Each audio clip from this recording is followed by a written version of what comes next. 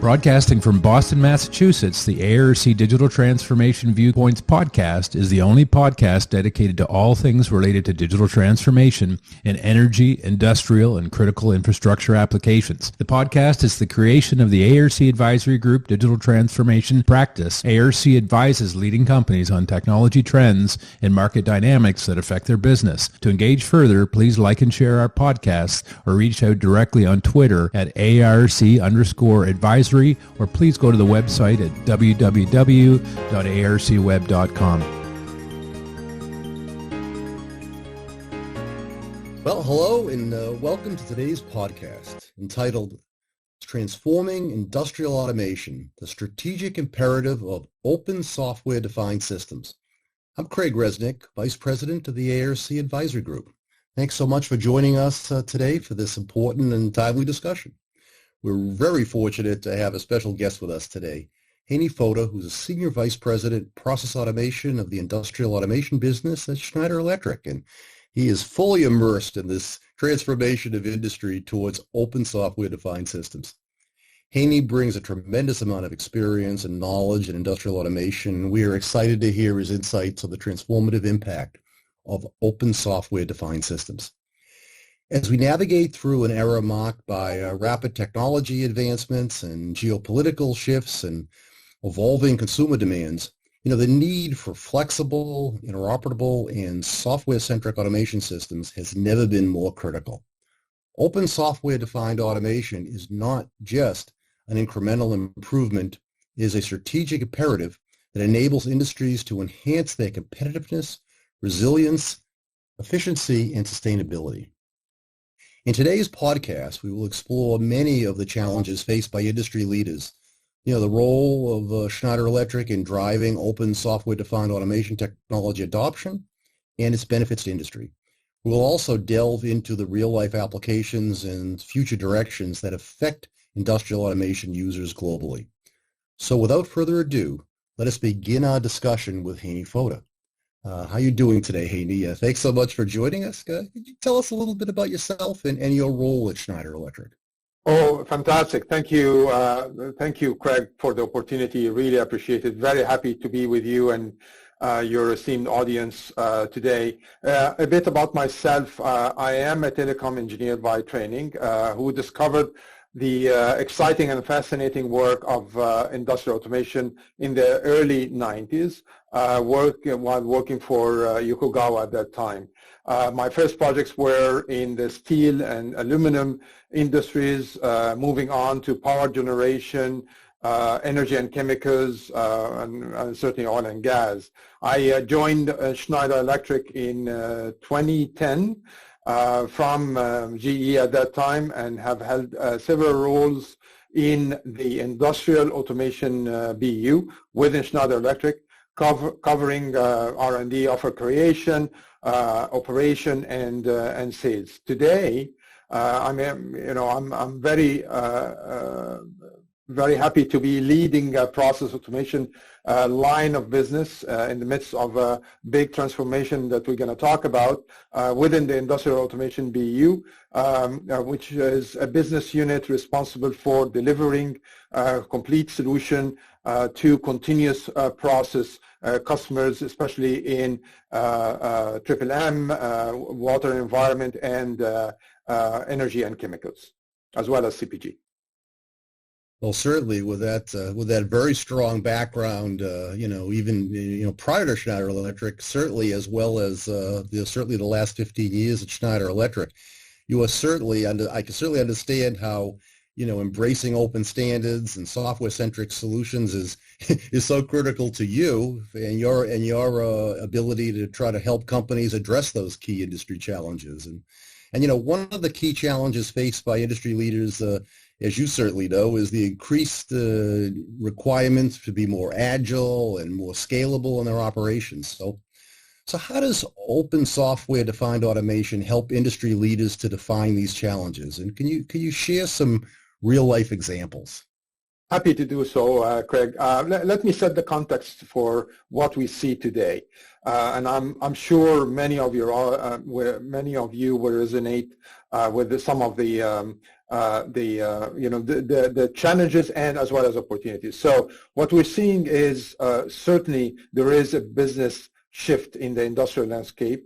There is speed, agility, intelligence, and a requirement for adaptability across the board. And automation is a strategic part of that. And this is mainly to allow our owners, operators, and customers to respond to mounting pressure that they see today with respect to global trade, reshift and reorganization, energy security and decarbonization, responding to complex regulation, especially in some regions like Europe, for example, supply chain disruptions, skill gaps, and labor shortages in some countries and regions, the cybersecurity posture as we rush into digitization and digitalization growing bigger as well, and certainly as you have seen as a consumer yourself, Craig, a regular shift in consumer demand. We see that very evidently in some markets like automotive, for example, where the shift between EV and ICE and hybrid constantly moving around depending on where you are in the US, Europe, or China or East Asia. So this actually push us as a automation professional to think about how can we adapt quickly in our systems, in our processes, achieve scalability and efficiency at a reasonable scale, and drive real-time intelligence. And this is the core of what open software-defined automation is trying to deliver to our customers at large, and also the rest of the vendors and the ecosystem around. Let me explain very quickly. Open is around strategic mindset, it's strategic agility, and it's not only about leveraging open standards, but it is the shift away from vendor lock-in and an ability to innovate and scale up without regular re-engineering that we have seen over the last 20-30 years. Control in this case is no longer tied to the hardware, but it's abstracted at a higher level with the software. There is also interoperability, obviously, that we have been enjoying for quite some time with many open standards, collaboration, and more importantly, the choice through a networked ecosystem that with a mix of vendors, systems integrators, EPCs or designers, supporting the end user in a much more collaborative way. And we see this in new industry reality that we're moving towards and driving towards, delivering a great value around the high-level engagement with the customer to bring this scalability, efficiency, and collaboration across the automation industry. It's interesting because I've always found that Schneider Electric has always been, kind of at the forefront of this whole open software-defined automation transformation, and kind of really putting that, and taking that message directly, to your customers. So could you really elaborate a little on Schneider Electric's role and vision in promoting open software-defined automation and how it, collaborates both with its customers and partners to kind of help drive this innovation? Sure, Craig, and thank you for the question. So Schneider Electric is a global leader in the industrial tech space. Roughly, just to give the audience some idea, 38 billion global company with 150,000 employees across 100 plus countries. The key for us is we are actually a manufacturer as well. So we consume our industrial automation solutions, including our software. We have 180 plus factories across the globe, and obviously, like every other manufacturer, we're seeking this agility, efficiency, and higher productivity. So when we sat down with our manufacturing teams, our factory teams, and some of these factories are lighthouse for the World Economic Forum, by the World Economic Forum, we really identified areas, and I have to say some of these factories are 40 years old. They are brownfield factories. They're not greenfield factories. Obviously, we have some new investments coming in greenfield factories, but these factories are quite old, require a major shift in mindset, and Schneider built this view around open software defined from the ground up in order to give our teams on the ground on the factory floor the ability to respond quickly to the shift in supply chain, shift in demand, and so on. So this flexibility and modularity that we're talking about is delivered definitely by software-defined automation, but we added a layer on the top with open. Open drives the ability for our manufacturing sector, our customers, to select between multiple vendors, multiple integrator partners in the ecosystem to deliver the value that they're looking for. They're not locked in. And the reason for that is the abstraction. And this is what really Schneider is leading the pack on, the abstraction between the hardware and software. So the delayering between them so that your application, your knowledge, your processes normally are captured in the software that's running their plant. This is your core competency, but the hardware underneath could be interchangeable or changed depending on if you need more memory, more computing power, more shifting in terms of real estate, and running out of space. You need something slimmer, and so on and so forth. And this is actually, this concept that Schneider is pushing in the market is very similar to what other industries have gone through. A good example of that, Craig, is the music industry. So over the years, we shifted from you and I, probably maybe some of our audience are much younger than that, the cassette tape, where you had sometimes you had to use your pencil in order to rewind it and untangle it and so on, which is a hardware very fixed. It was doing a great job, but it's not reusable, and it's not disconnected from the software layer on it's running on. So we moved from the cassette tape to Spotify, where the music industry democratized. Many people generate music. It can run on any platform that you own, provided that you have subscription, and you can mix and match. You can listen to part of the song on or the music on one device, and you move to another device, and there is a continuity. This is what we envision, and how Schneider envision open software-defined automation, and how we think we can allow and help our customers really achieve this openness with an ecosystem that's supporting them. Yeah, I really like your music analogy. I think we could all very much relate to that. And I don't think there's any question, of course, of Schneider Electric's commitment to the whole open software-defined automation transformation. But I would think this transition involves significant changes in the way your customers operate. So what are some of the common pain points and concerns that these companies are facing during this transition? And how can these common pain points and concerns be effectively addressed? Very good question. I think it's a mindset shift, and a change like that, like what we are proposing, is not easy. There is no doubt. People are trained on a certain software, user interface. People are trained on a certain hardware.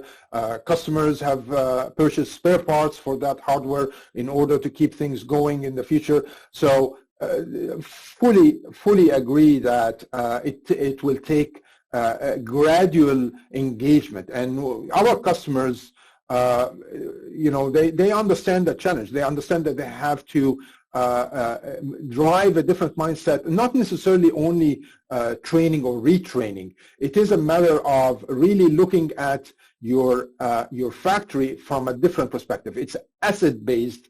We follow obviously the ISA 106 so that you understand that you are creating the automation system based on the available assets in your plant. You have a motor with the attributes related to the motor, the pump, and so on, and you build that, you interchange that, and you repeat these attributes or these pumps, basically these assets, as you go along in your plant. So most of our customers who have been using our open software-defined automation have started obviously small with application that they are very familiar with, and build up from there their competency around how to reassess their asset view of the plant based on the 106, and really transition their teams and applications gradually into open software-defined automation. And once, I can tell you from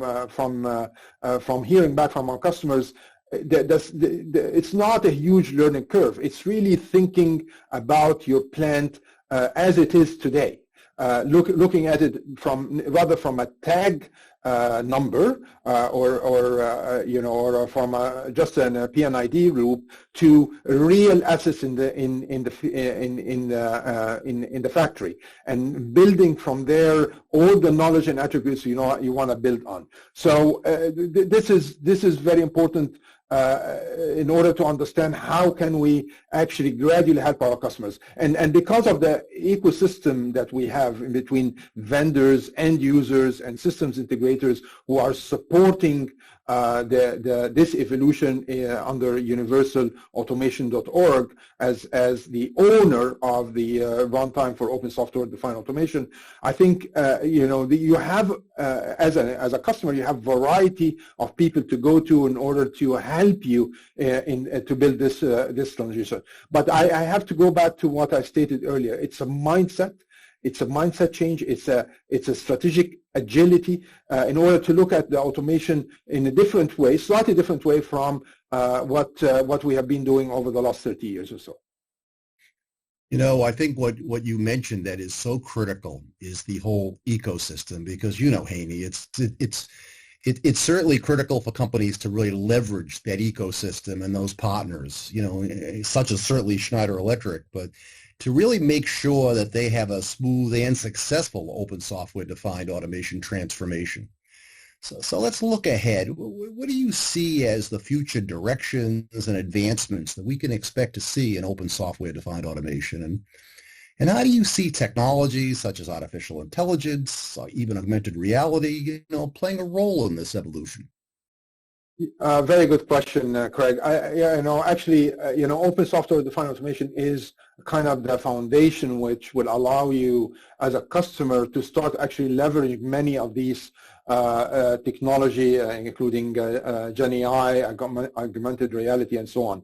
So, and this is the direction that you need, because you are democratizing, as I said, the data that you have. Today, many of the systems are siloed. A DCS is interfacing with the PLC, but they are not really sharing intuitively the data or the raw information that could be leveraged by a large language model focused on helping our operators basically to do decision support. So this is where we see the technology incredibly useful for the future as you build the foundation and the layering across.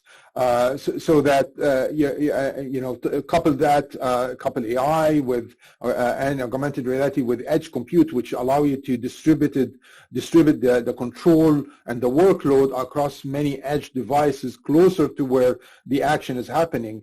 Certainly, this will enable more intelligent, more drive towards higher level of autonomous decision making and autonomous operation in the industrial space, enhance the efficiency and the fast decision, also the adaptability, because automotive vendors, for example, are telling us they would like the same line of production to be able to quickly shift in a matter of days, from manufacturing EV to manufacturing hybrid or back to ICE, depending on the market demand where they are operating. So this shift require high level of planning, high level of intelligence, better decision making to really allow, rather than several months to change the production line, you can do it in several days or weeks. And this capability is what open software-defined automation can deliver,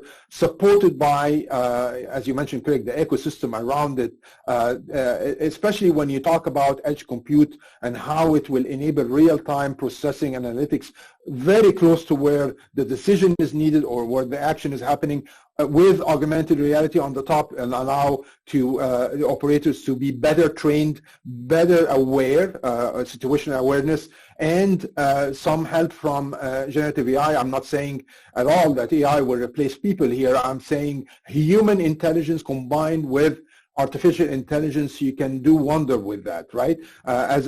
You know, because the decision will always be with the operator at the end.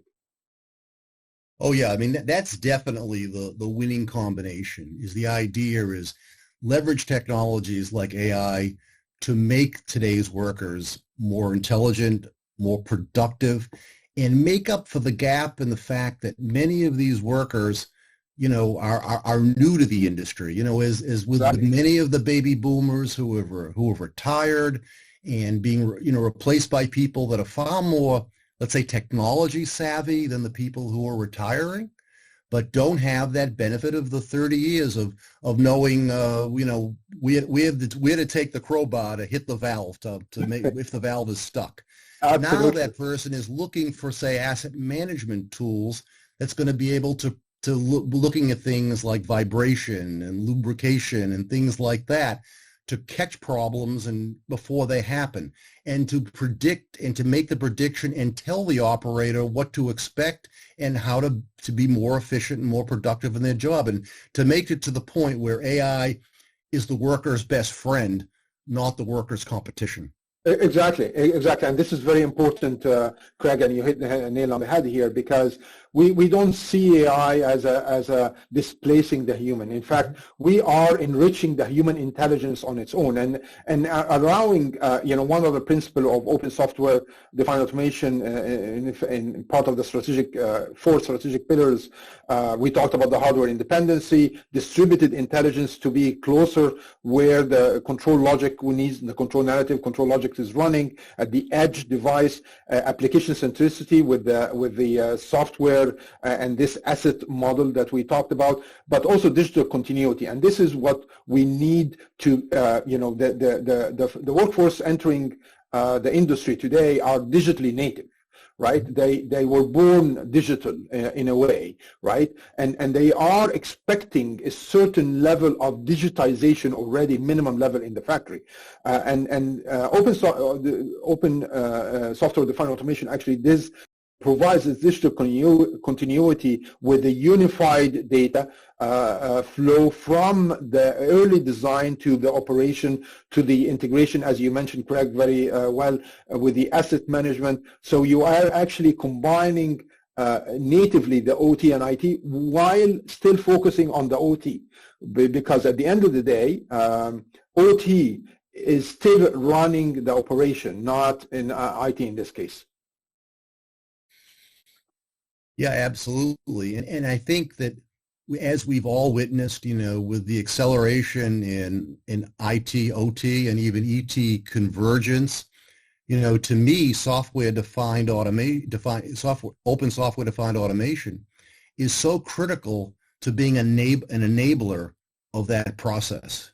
And can you tell us a little bit about, you know, how does open software-defined automation help to enable the IT, OT, and even ET convergence trends? For sure. I mean, you know, as I said earlier, by actually providing a pillar of digital continuity, you actually bringing the data not just through OPC UA interface, but inherently available either through the DCS or through the PIC system that exists there, or directly from the valves or the gas chromatograph or whatever element you have, right? And you build this orchestration layer that open software-defined automation actually support very nicely in order to integrate and accelerate the bubbling of this data to higher level systems, probably a large language model or simulation software or advanced process control software that can look in totality to the operation of the plant. And really here, we always talk about IT and OT convergence. This is kind of a very good example of how you bring OT and IT together. It's the ability to orchestrate this data gathering and combine them in one platform, which is open software-defined automation with EcoStruxure Automation Expert, and then serve this data for decision support, either directly to the operator or using procedure control in a way with supported by a co-pilot and so on. And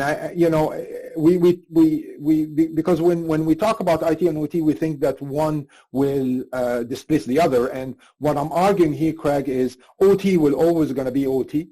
It's always going to be focused on reliability, efficiency, safety of the plant and safety of the people, and productivity, right? And while IT will always going to be focused on the data integration and how this could be tied to the SAP systems, for example, on the top. But the open software-defined automation give you the layering, the glue that will connect all these pieces together. Yeah, that's that's so essential, and I think that in many cases that's where I see open software-defined automation is really kind of helping to enable, I say, even beyond the convergence. I call it the fusion, and putting all this together. Very good word. The fusion, yeah, exactly. That's right. Well, Hany, I can't thank you enough for sharing your insights with us today, and it is certainly clear that open software-defined automation is not just a technological shift, but a strategic mindset that empowers industries to navigate the complexities of this ever-changing digital world. And by embracing hardware independence and distributed intelligence and the reusable applications and data continuity, companies can achieve greater agility, innovation, and what I like to say, operational resilience. The ability to, the companies that were best prepared 5 years ago during the pandemic were the ones who had the ability to operate remotely, for example, and had leveraged open standards and had leveraged cloud technologies, and were further advanced in that. And this is a case where I think that open software-defined automation makes you more operationally resilient. And as we move forward in the collaboration between industry leaders and technology providers and customers is going to really be crucial to driving this whole transformation. And Schneider Electric's commitment to open software-defined automation and its partnerships with key players in the industry, I think, are really going to help to set a strong foundation for the future of open software-defined automation. So thank you all so much again for listening to our podcast today, and we hope you found the discussion insightful and helpful as you continue to moving forward with your company's industrial automation digital transformation. This is Craig Resnick of the ARC Advisory Group, wishing you all a great day. Thank you very much.